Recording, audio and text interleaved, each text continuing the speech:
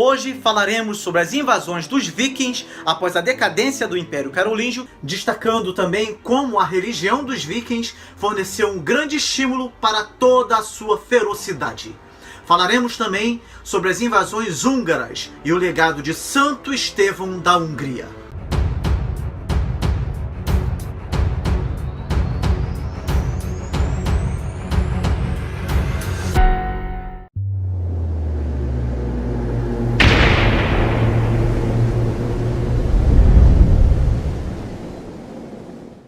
Por algum tempo, parecia que Carlos Magno tinha arrancado a Europa Ocidental das trevas e do caos em que tinha afundado desde as invasões dos germanos nos séculos IV e V. Porém, a verdade era que as invasões germânicas ainda não tinham terminado e que eles aproveitariam a decadência do Império Carolíngio para se reintensificarem.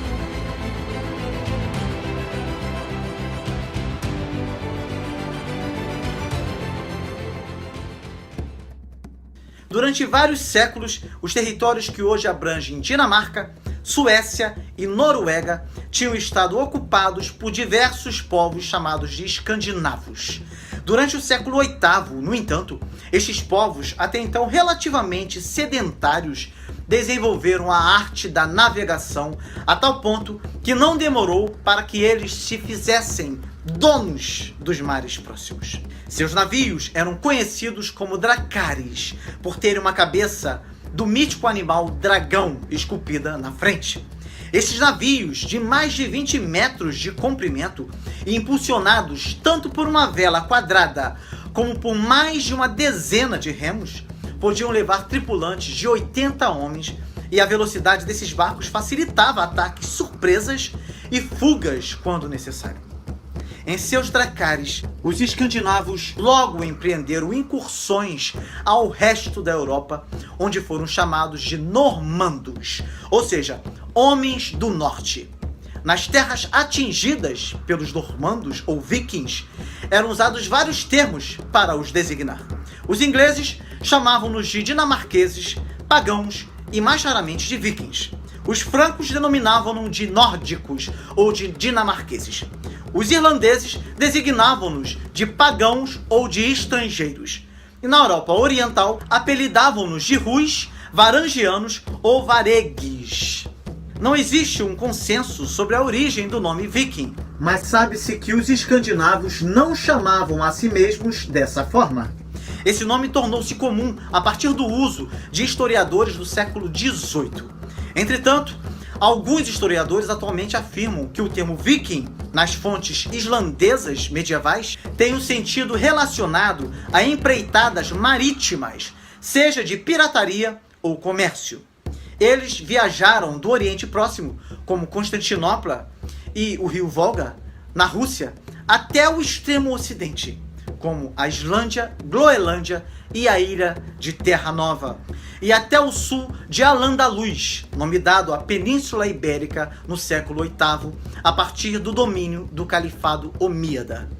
Esse período de expansão viking, compreendido entre as primeiras invasões registradas na década de 790 até a conquista da Inglaterra em 1066, é conhecido como a Era Viking e constituiu uma parte importante da história medieval da Escandinávia, Grã-Bretanha, Irlanda e do resto da Europa em geral.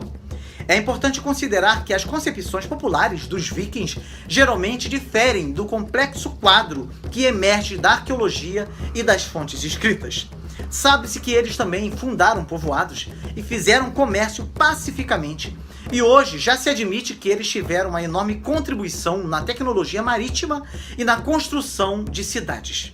De qualquer forma, os vikings ficaram conhecidos por serem notáveis navegadores e guerreiros temíveis por causa dos saques que realizavam em diversas regiões da Europa. Vocês verão que a religião nórdica servia de grande estímulo para toda a ferocidade exercida por eles. Além disso, outro grande estímulo para as conquistas dos vikings era que o poderio carolíngio estava se desintegrando, fazendo com que as ricas costas do norte da França ficassem relativamente indefesas. Eles descobriram que poderiam desembarcar impunemente em uma região, saquear suas igrejas, mosteiros e palácios capturar escravos e regressar às suas terras com um enorme despojo.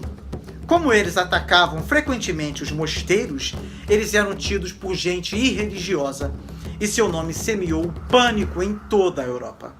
No princípio, os vikings limitavam seus ataques a regiões mais próximas nas Ilhas Britânicas e no norte da França. As ricas costas do norte da França ficaram indefesas e os vikings saqueavam aldeias, cidades, igrejas e mosteiros. Então, em pouco tempo, eles se tornaram mais ousados, ampliando sua área de ação e se estabelecendo como conquistadores em diversos lugares. Na Inglaterra, o rei de Wessex, Alfredo o Grande, que reinou de 871 a 899, foi o único que conseguiu resistir à sua investida. Porém, em princípios do século XI, o rei da Dinamarca, Canuto, era dono de toda a Inglaterra.